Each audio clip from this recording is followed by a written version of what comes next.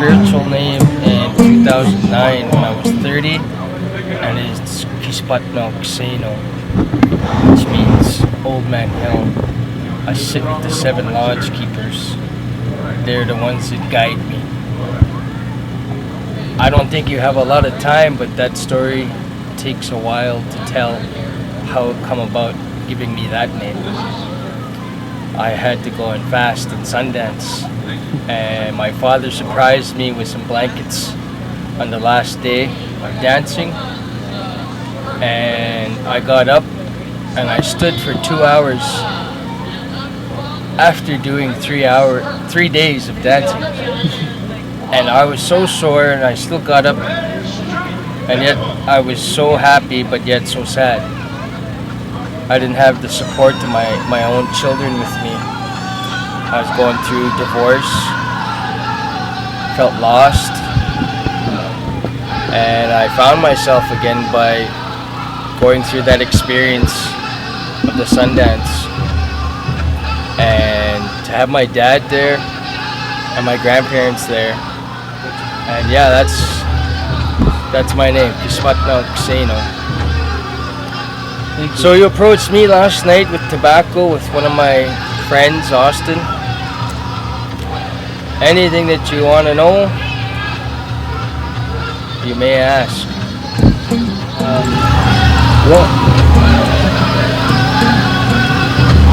What got lost in translation in the beginning of Canada, and how has that affected the relationships between Europeans and First Native people? And then how is the powwow tied into the culture, and what does that bring to keep you guys into your spiritual places? See, from what I understand, when I was a young man, there was no talk of it being Custer that started powwow, which was a form of showing the Europeans that first settled here on how we danced and how we looked so savage, and tried to belittle our reality is we were men, not children, right? And how we've tried to keep powwow, from what I've understood growing up since 80s, was it was a form of healing. It's a healing circle dance. You do it because either you have a dream of being welcome to the circle, or calling, or it's something that you want to venture in that possibly could keep you grounded. Why is powwow the way it is now? It's modern times. This is not 150 years ago. 150 years ago, they asked us to sign something, do a little dance, a little trade, a little barter, and everybody was happy. We were doing this before Custer even thought of the idea of powwow in that form. We did it because we were happy about what nature has given us, which is the berries, a fruitful life, family, no sickness, able to travel, you know. When I was younger, my muscle would pull up, and little Gokum, tell my dad what they were doing, and next thing you know, I'm in the back of an old long station wagon looking out the back glass. Such a story picture of a young little brown kid in the back seat when there was no laws about wearing a seatbelt. Didn't know where I was going, didn't know what we were doing, what I was going to see. But when I got there, it was it seems like yesterday. And I get the chance to see my son do it with me. See, when I first come to the POW, there was no big metal roof. It was all poplar trees, posts, and a big center pole. And everybody was so happy. to see each other, greet each other, tell each other I love you, I miss you. How has Custer's Way helped us adapt in Powell with everyone's social society and how things should be done and how kids are raised, parents' freedom, and how they don't show their children from right and wrong and consequence. I'm not generalizing all parents. I'm saying there is some parents out there that didn't get a chance because that line of cycle has not been broken because of social workers taking away kids, residential school. We could say that stuff, but in reality it's just some parents are brought up, raise their kids, and it's not something that they see as important. But then there's my generation, the ones that are pushing 40.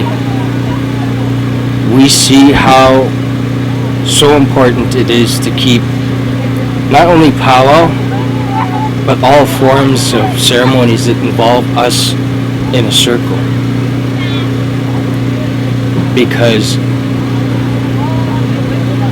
it's a powerful feeling to be seen, wanted, be a part of a big group. You'll probably hear a lot of people say powwow family. And not a lot of us are related, but some of us are. And we get lucky that way. But even though we're not related, when we've been on the powwow trail for so long, it's me, this is my 22nd year of dancing since I was my son's age, a little younger. But it's, I don't know, with one question you can get so many answers on what's gone wrong and what works. But it's still here. No matter what they take or given to give out to their people, it's still here. Regardless of the money that's given or people that help, it still happens. There's so many things that are still traditional that are done today. One of them is the first community that's having their powwow right now is Ermineskin. Louis Bull was during spring. They're usually the first ones, but this one is the summer one. And I don't know if you noticed today, but they transferred a war bonnet, which is the chief's bonnet. And that's from the old chief going out and the new chief coming in that's elected. So one of his many responsibilities is putting together a powwow committee to keep ensured that this is going to be happening next year and the year after. Some things were failing and it was kind of the thing of the past, but it's strongly coming back because of parents like me that believe in our ways.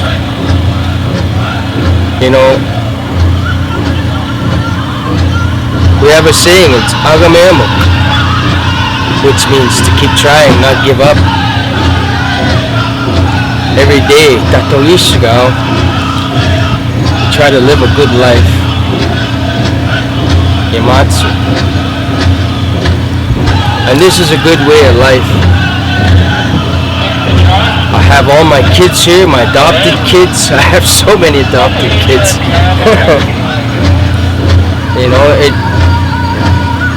It helps you stay humble, this circle of life here. And it's inviting. We invite everybody to come and share what I think they've been missing out on for many years. Everyone's got this idea that it's It's only for us Nehio to participate in. When I was growing up, we seen all kinds of people participating in and wearing the traditional regalia because they were adopted. That still happens to this day and age, where some of the older people will adopt people into the tribe, their family, let them come and celebrate.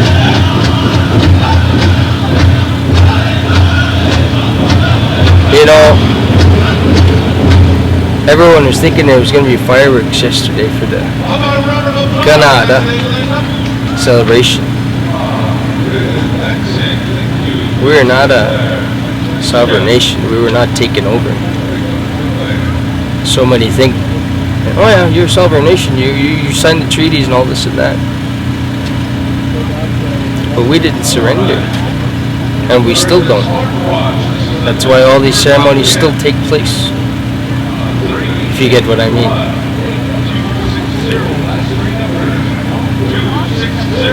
This dance, it helps heal. Even though you don't think you need it, or you know, somebody else you know is coming for healing and you don't have any belief in it, but once you're here and you feel what is being put off, it grabs you. It really makes you feel like you're glad to be alive. That's how it is for me. I don't come for the money, I don't come for the gifts. I come to meet all my family and friends that I haven't seen all year, that I don't know if they were okay during the winter, the fall, because POW season ends before fall starts. By about second week of September, that's when POWs will kind of cease. But that's why I come. See everybody I don't get to see. This is kind of like Christmas for us. To enjoy, eat, be merry, enjoy all of the fruits of our labor that we bring. Either it be the dried meat we made, the berries we picked. Berries will be second week of July. So I'm gonna take time off next week.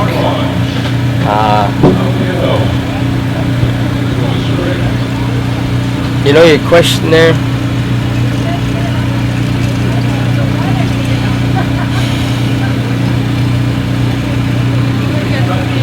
I don't know if I've answered it, but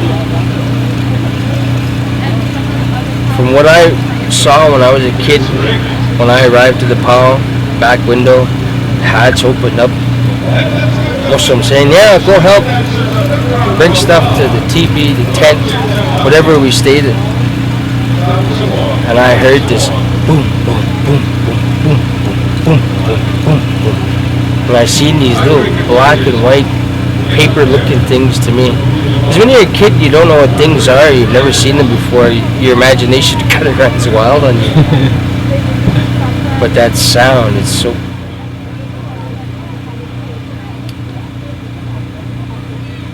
Everything's got a beat. And the one we follow here is the mother's heartbeat. And that's why you feel the way you do. It's like an embrace from your mother. If you haven't seen her all season or a couple weeks or something, you kind of like to be on your own, but you do like to go see somebody you haven't seen in a while. That's how it is. That's what dancing is like. Being embraced by your other humble compatriots that dance year in and year out, every season, hoping that they're going to be here at the next one.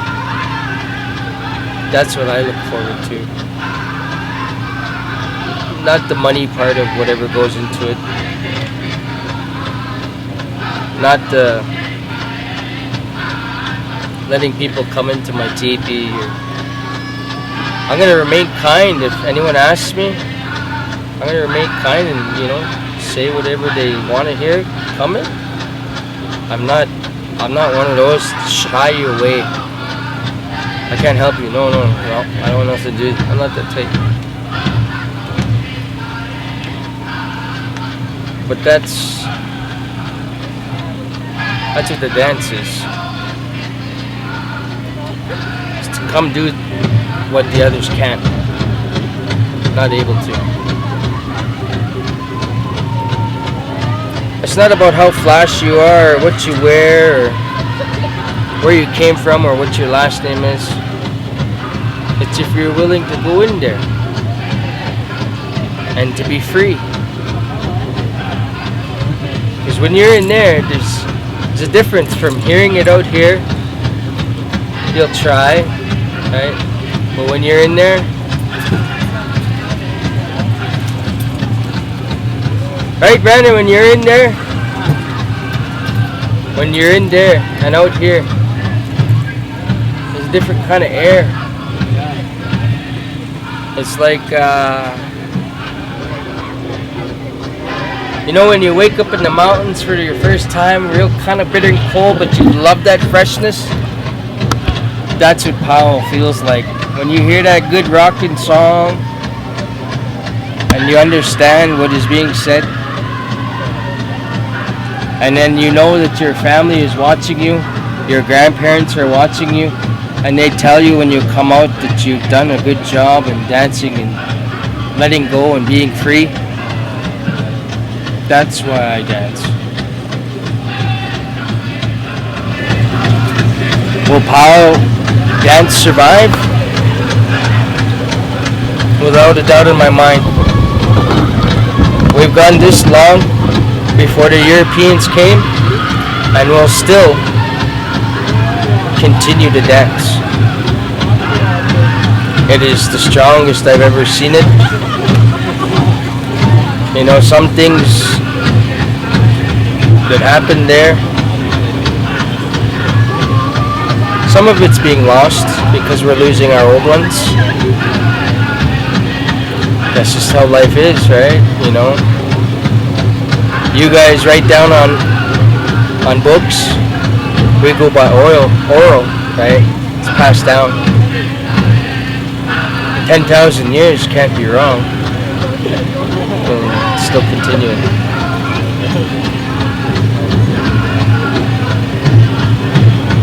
The European way, sometimes it works. You know, as long as everyone's getting a piece of it, right? That's vendors, that's people that are visiting. Heck, I remember there used to be rations. Rations were given out. There's not enough money for that type of feeling. Rations were a little box such as this would be given with potatoes, eggs, sugar, everything that you needed to make a meal at every camp. So yeah, with that, any other questions? I have one more. Austin was telling me that he mentioned, and I've heard it before, that if the culture is lost and the language is lost, the treaties are lost. And I want to know what basis were the treaties built on, and how can they change to do better for an equal, more united society? Since I was growing up, talks of treaties were how the white man wanted to do away with the treaties, that they paid enough. How do you put a price on 66 million genocide? How could you feel that bill, that owing would be paid?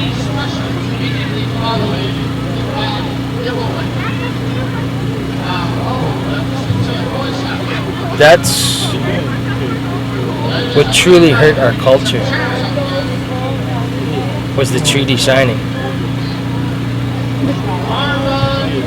That's like asking somebody to play poker that's never played poker before, and you take all their money in the end of the night. It's a learning experience. And yet I'll still say it again, we are still here. Even though our bloodline is, how they say, watered down, it is not. As we see it, as long as there's Nahil blood in us, Austin's kind of right, as long as the culture is tatawisig every day practiced,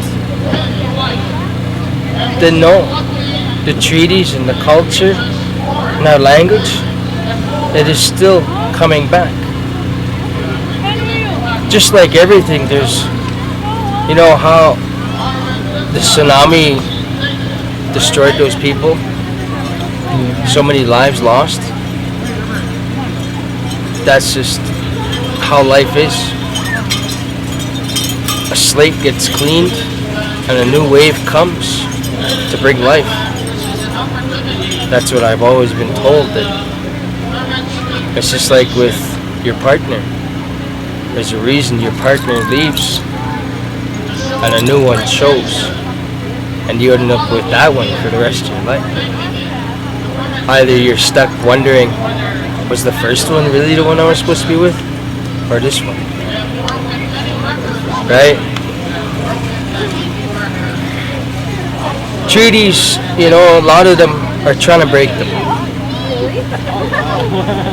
See, I got told here last week when we were setting up the teepees that they want you by July something such and such to make sure that your children are registered, because this is the last year that our grandchildren will be able to get our health care, our education, our housing, all that stuff paid for.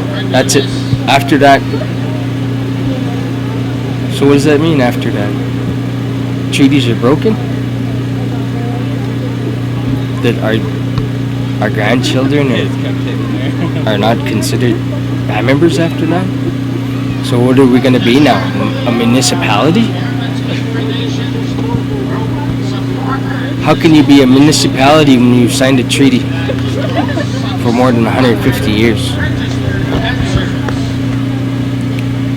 The treaties are just like a legal document, which a legal document can be changed at any such and such time. What do you believe about the treaties? Do you think that they still should be honored? You know, our grandfathers, wonder what would have happened if they had just put up a fight. Would people be driving vehicles here? Would we be the children that the government sees us to be? Our own children, would they still be swept underneath the rug as if they don't exist because of the homes they get sent to? That's part of the reason why we're still losing our culture, our language, is because we elect our own people, when they get educated, to come back to our reserves and help us. Help us what? Because when you go to that school and you learn what social work means, it's another form of breaking the treaties. It's another form of genocide. The social work system, taking our kids away from their homes and transferring them out of reserve. That's why treaties, that's why culture, that's why language is being broken. They're attacking us again, starting very young.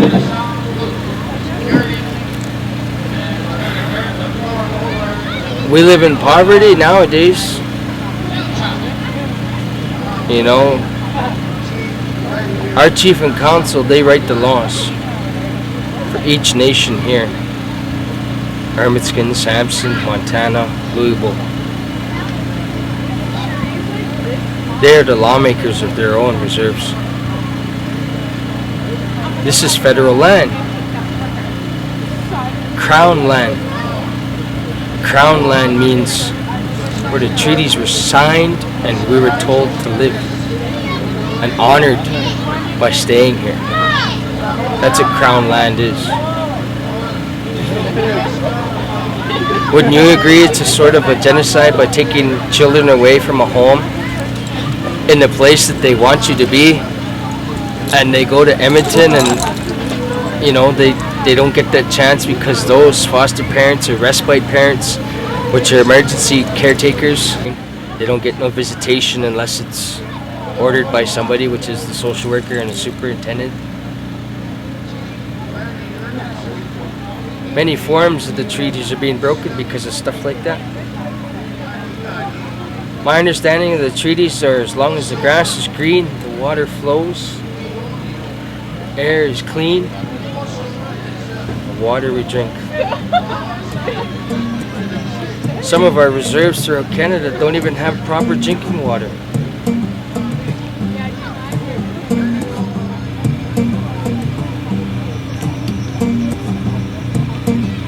Everything's got a beat, and the one we follow here is the mother's heartbeat.